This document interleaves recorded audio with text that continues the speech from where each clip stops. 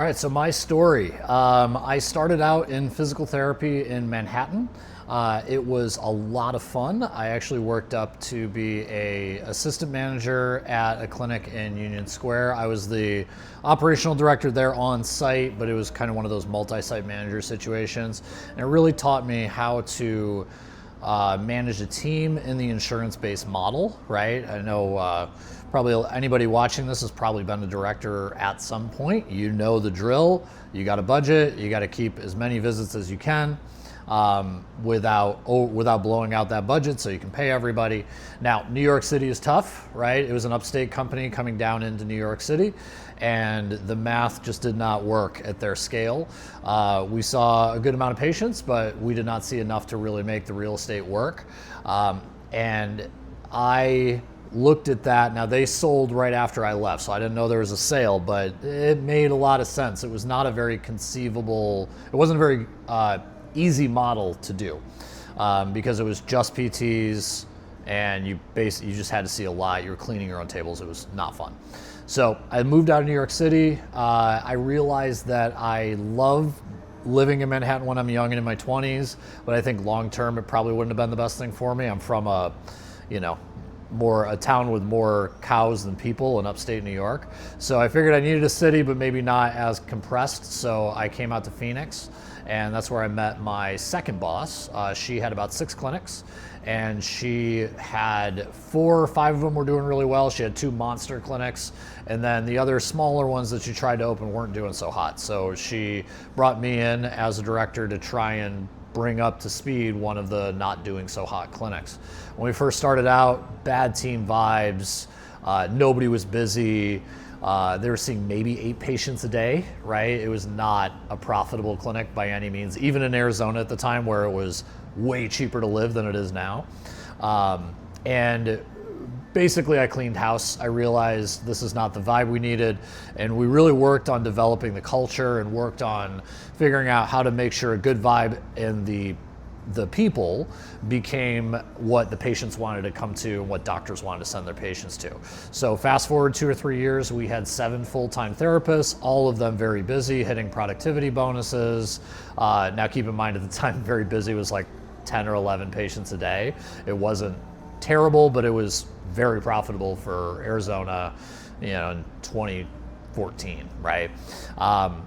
So with that, she wanted me to open new clinics, right? So I helped open the 8th clinic of the company. Now we went from 6 to 8, and I opened the 8th one. And again, 2 or 3 years later, we had 7 full-time therapists. Everyone was busy. I actually handed off the directorship to a PTA that I trained up. She was awesome. But really focusing on culture and building the team and everything, trying to figure out how to get everybody on the same boat, really worked in that clinic too. So I figured, okay, I have a skill for this, and my boss thought so too. So she made me the regional director of kind of the northeast part of the city.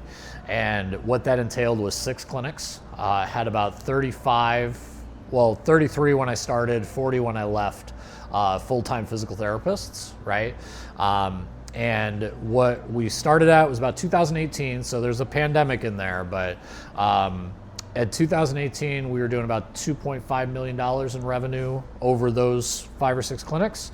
By the time I left, like when she sold and I left the company, those same clinics were doing a little over $5 million per year. So a lot of growth, even with the pandemic. And I said, well, I'm pretty good at this. I should probably see if I can go to one of the biggest companies and move up, just because there's much higher room for growth there. They have much more clinics across the country. And I said, well, maybe the corporate ladder's for me. So I go, they recognize the same thing. They put me in their pipeline program, and then they say, great, the only option we have for the next level up is in Iowa. And no disrespect to anybody who lives in Iowa, but I had a house and a family, 2 kids here. I wasn't going to move. So I said, well, the next best option is I start my own cash practice. So I did that in 2023, end of 2023. Real first year full in business was 2024. And mobile visits, just like probably a lot of people watching this have done. You start out of your car, really low startup costs. And I was able to grow that to now I have a full schedule. I'm charging $175 an hour or $175 a session, right? I don't have really any space in my schedule on the week. And now, as you see, I have moved into a gym. So obviously the next step is then see if you can sublease, right? I don't have enough money to build out a whole place right now, but we're working on that. So what is important with my story is that what I hope to bring to anybody who works with us at PhysioGrowth, listens to our podcasts, interacts with me on social media, is that I really know how to build teams. And I really know what makes people tick and how to get people working together towards one common goal.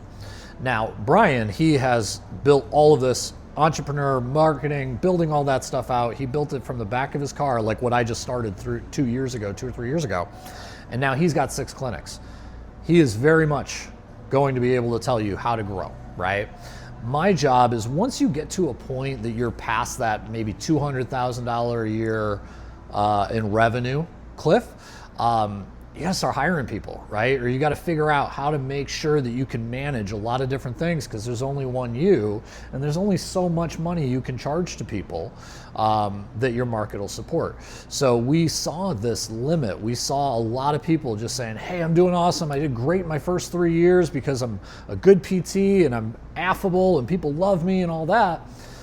But then they had to hire somebody. And they didn't know how to keep track of them. They didn't know how to motivate them. Maybe it was a part-time person, a 1099, and well, they might take my patients, so I don't want to put too much into them. And they didn't see the forest through the trees of how do I make this so that I can get everybody together and not just rely on somebody wanting more money or not. So that's my big role in PhysioGrowth, is to help entrepreneurs become managers so that they don't have to keep struggling with hiring. They don't have to stop earning and growing their company and get stuck in basically a job, right? Because if you make, $200,000 a year, hey, pretty good job, right? And your expenses maybe cut down your take home to like maybe what, 150, 160, whatever you're paying. But you will never get higher than that until inflation does. And then whatever you raise your price to, you also have to pay out.